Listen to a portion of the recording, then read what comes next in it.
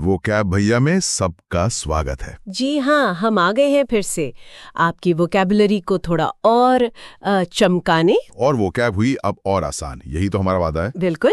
तो आज क्या है पिटारे में? हमेशा की तरह 10 नए दिलचस्प अंग्रेजी शब्द सीखने का प्लान है। हाँ, और सीखने का तरीका वही रहेगा अपना, मजेदार और आसान। हर शब्द का सही उच्चारण सुनेंगे, उसका मतलब समझेंगे, अंग्रेजी में भी और हिंदी में भी। हाँ, सिर्फ मतलब ही नहीं, उसके जैसे और कौन से शब्द हैं यानी सिनोनिम्स, वो भी देखेंगे। और हाँ, 2 आसान से उदाहरण वाक्य, ताकि पता चले कि शब्द को असल जिंदगी में इस्तेमाल कैसे करना है। और सबसे आखिर में इन सारे सीखे हुए शब्दों को लेकर एक कहानी, जो कि कहानी से शब्द याद रखने में ना बहुत आसानी हो जाती है। तो फिर देर किस बात की, शुरू करते हैं आज का शब्दों का सफर। आराम से सुनिए और हमारे साथ चलिए। चलिए, तो पहला शब्द उठाते हैं, ये है वाइल। सुनने में छोटा सा है, WILE। गाइल, हाँ छोटा है पर मतलब गहरा है। अंग्रेजी में इसका मतलब होता है कनिंग, ट्रिकरी या कह सकते हैं डिसीट, कुछ हासिल करने के लिए। अच्छा, मतलब किसी काम को पूरा करने के लिए इस्तेमाल की गई चालाकी, कपट या धोखा, जब कोई तिकड़म भिड़ाकर अपना काम निकाले। एकदम सही पकड़ा। जैसे लोमड़ी की चालाकी मशहूर है ना? इसके सिनोनिम्स या मिलते जुलते शब्द हैं ट्रिकरी, कनिंग, डिसेप्शन, गाइल। ये सब भी चालाकी, फरेब या धोखे की तरफ ही इशारा करते हैं। चलो इसे वाक्यों में इस्तेमाल करके देखते हैं। पहला उदाहरण, the fox used its wile to escape the hunter. सीधा सा मतलब है लोमड़ी ने शिकारी से बचने के लिए अपनी चालाकी का इस्तेमाल किया, कोई ना कोई तरकीब लगाई होगी भागने की। और दूसरा, she relied on her wile to negotiate a better deal. यहाँ मतलब है उसने बेहतर सौदा पाने के लिए अपनी चालाकी या कह सकते हैं होशियारी पर भरोसा किया। शायद मोलभाव करने में माहिर होगी वो। समझ गया। तो WILE हुआ चालाकी या छल कपट। ठीक है, अब हम अपने दूसरे शब्द पर हैं। ये शब्द है मूछ। मूछ, MOOCH। सुनने में कैसा मजेदार शब्द है ना? हाँ, थोड़ा अनोखा लगता है। क्या मतलब इसका? इसका मतलब बहुत सीधा और सरल है। अंग्रेजी में कहते हैं मस्टैश, मतलब वो जो ऊपर वाले होठ के ऊपर बाल होते हैं, फेशियल हेयर। अरे वाह, तो ये हुआ मूछ। ये तो सच में बड़ा आसान निकला। हाँ जी, बिल्कुल। कभी कभी अंग्रेजी में ऐसे शब्द मिल जाते हैं जो सुनने में मुश्किल लगे पर होते आसान हैं। इसके सिनोनिम्स भी वही हैं, moustache, whiskers, facial hair, lip hair. वाक्य में कैसे इस्तेमाल करेंगे? पहला उदाहरण, He twirled his mooch thoughtfully while thinking। मतलब सोचते हुए उसने अपनी मूछों पर ताव दिया। फिल्मों में देखा होगा ना, कई किरदार सोचते हुए ऐसा करते हैं। हाँ, बिल्कुल। और दूसरा, The old man had a thick grey mooch। यानी बूढ़े आदमी की घनी भूरी मूछें थीं। सिंपल। ये तो पक्का याद रहेगा, मूछ मतलब मूछे। चलो अब हम अपने तीसरे शब्द पर है। ये वाला थोड़ा लंबा है, कैप्रिशियसनेस। हाँ, ये थोड़ा वजनदार शब्द है, कैप्रिशियसनेस। एक बार स्पेलिंग देख लेते हैं ताकि कोई गलती ना हो। CAPRICIOUSNESS। कैप्रिशियसनेस सुनने में ही लग रहा है कि कुछ गड़बड़ या अस्थिरता वाली बात होगी। बिल्कुल सही अंदाजा। अंग्रेजी में इसका मतलब है सडन चेंजेस इन मूड और बिहेवियर, अनप्रिडिक्टेबिलिटी, मतलब अचानक से मूड या व्यवहार बदल जाना। अच्छा, तो हिंदी में कहेंगे मनमानी, जिद्दी स्वभाव, अस्थिरता या चंचलता। मतलब जब किसी का मूड या व्यवहार अचानक बदल जाए और कोई अंदाजा ना लगा पाए कि अगले पल क्या होगा। हाँ, जैसे कभी कभी मौसम का हाल होता है, आजकल तो बहुत होता है।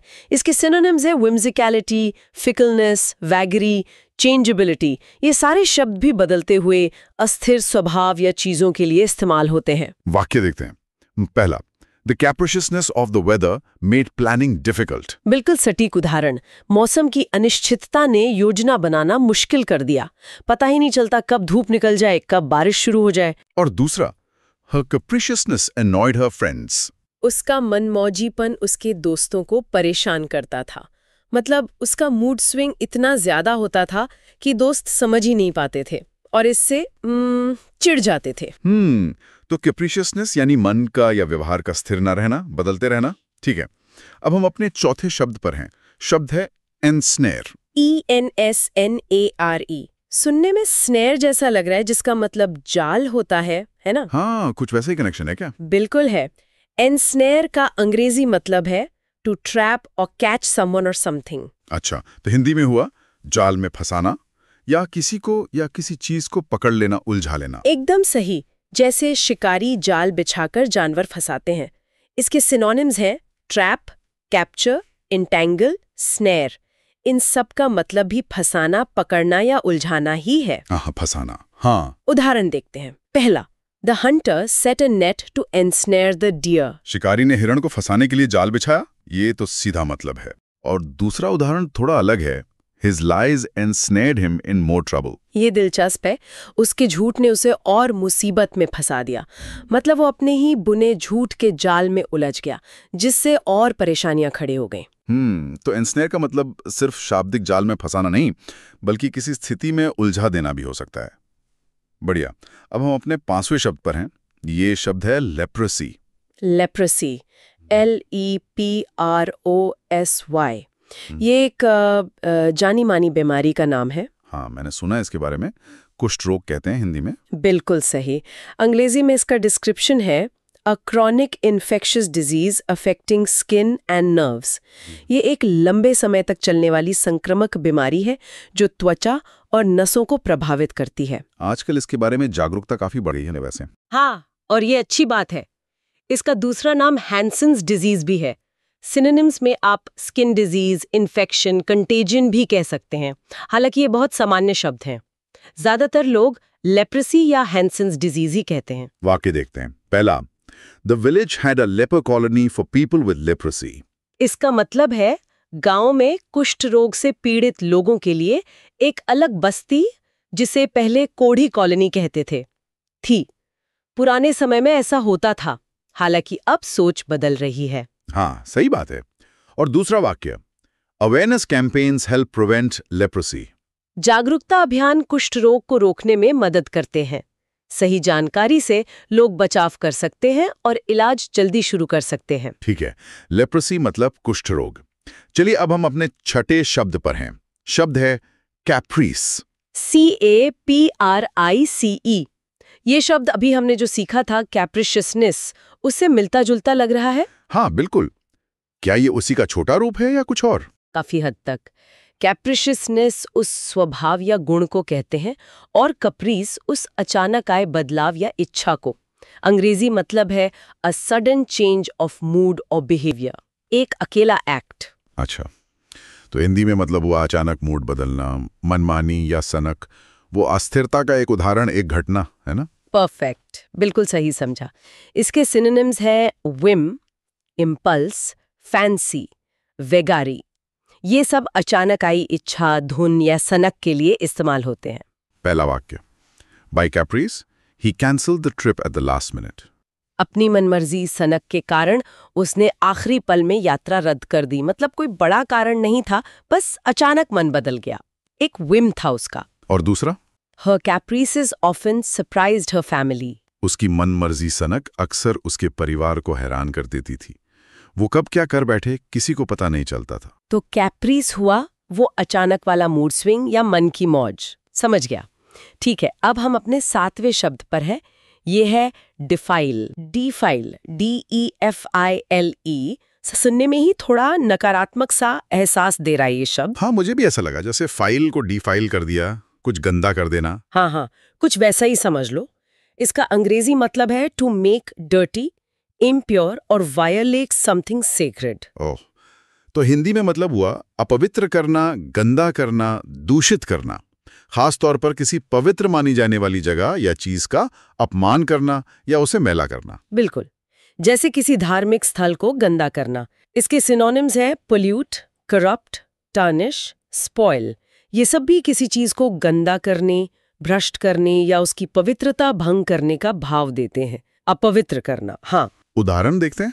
पहला, vandals tried to defile the temple walls. बदमाशों ने मंदिर की दीवारों को अपवित्र करने की कोशिश की, शायद उन पर कुछ लिखकर या उन्हें तोड़कर।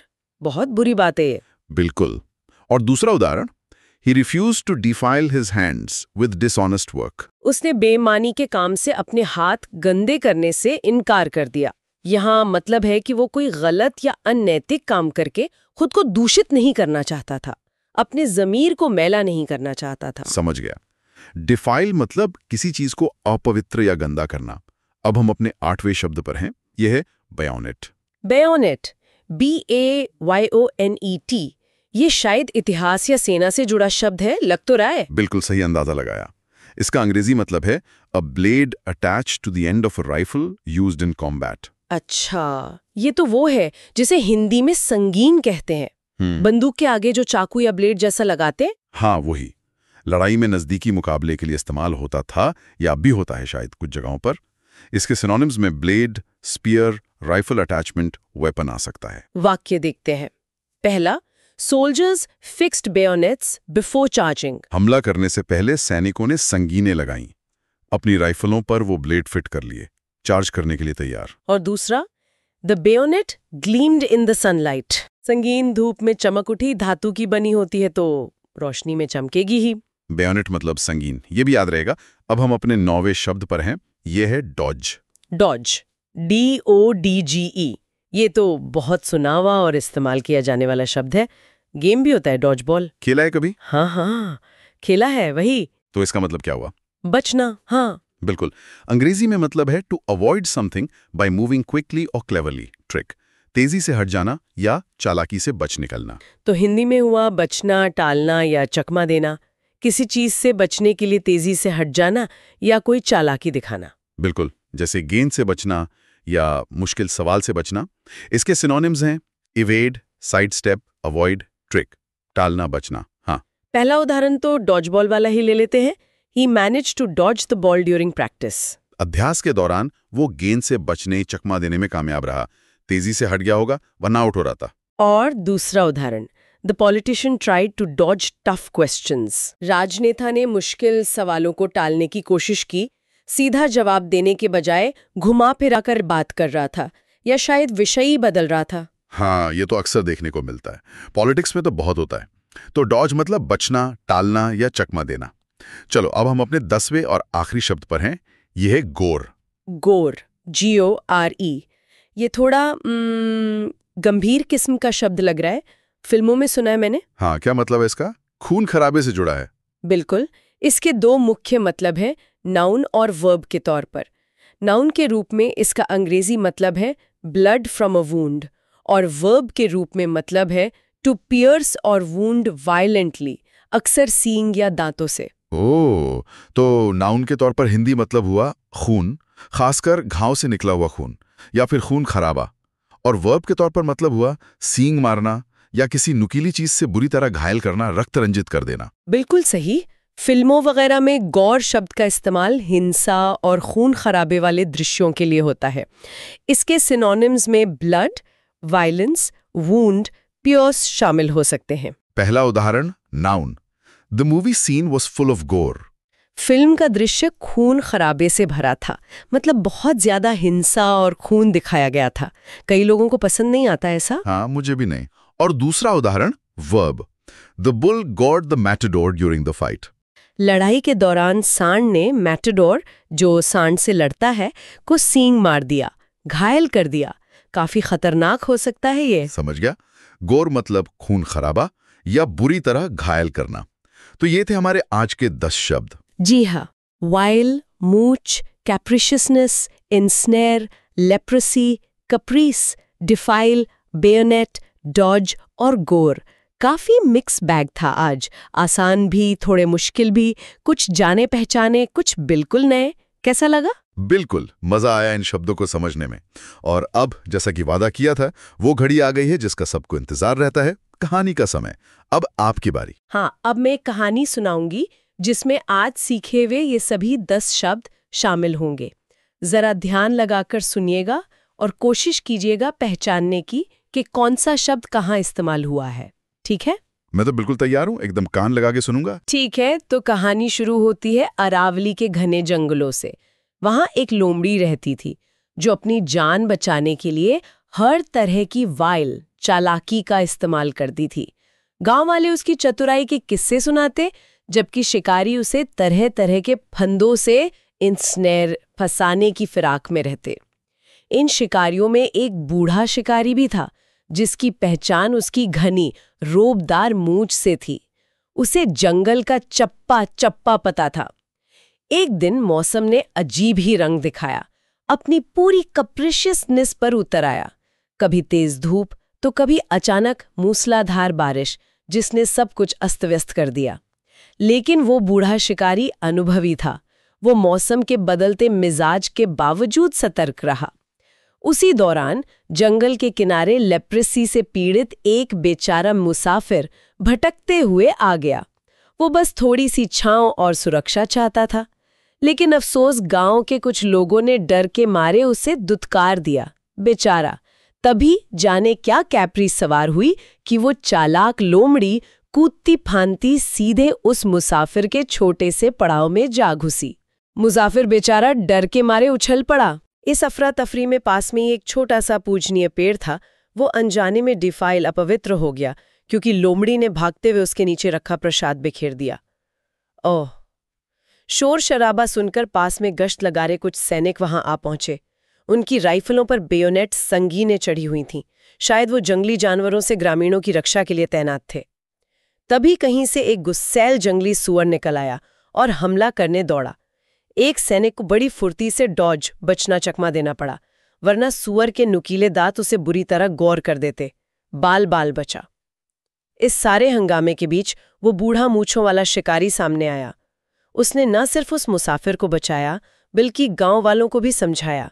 उसने कहा, याद रखो, वाइल, चालाकी दूसरों को इंस्नेयर करने के लिए नहीं, मुश्किलों से निकलने के लिए होनी चाहिए।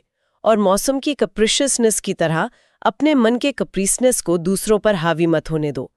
फिर उसने एक गहरी बात कही, दोस्तों, बेयोनेट ताकत लड़ाई जितवा सकती है, पर दिल जीतने के लिए दया और हिम्मत चाहिए। अपने दिलों को नफरत से डिफाइल मत करो। क्या बात कही! उसकी बातों का असर हुआ।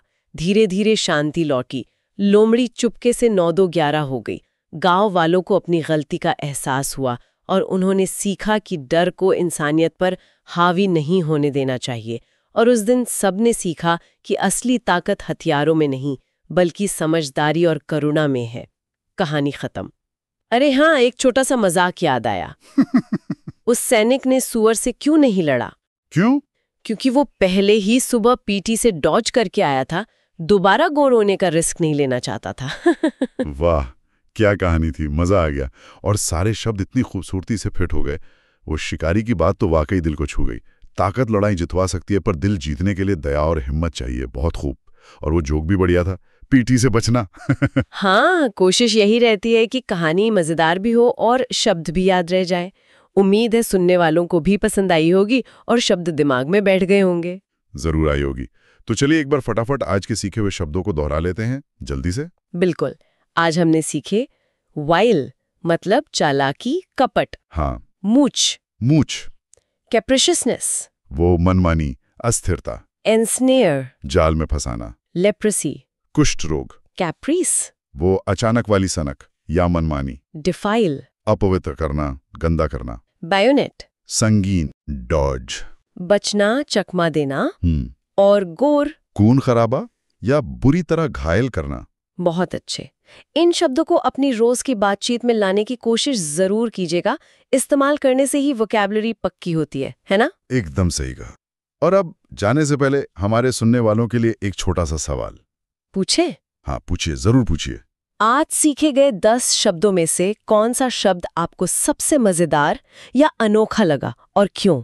या फिर आज की कहानी का कौन सा हिस्सा आपको सबसे अच्छा लगा? वो शिकारी की बात या फिर वो पीटी वाला मजाक? अपने विचार हमें जरूर बताइएगा। आज के लिए बस इतना ही। सुनने के लिए बहुत बहुत धन्यवाद। वोकैब भैया से और एपिसोड्स के लिए सब्सक्राइब करना ना भूलें। मिलते हैं अगली बार कुछ नए शब्दों और एक नई कहानी के साथ। Bye bye.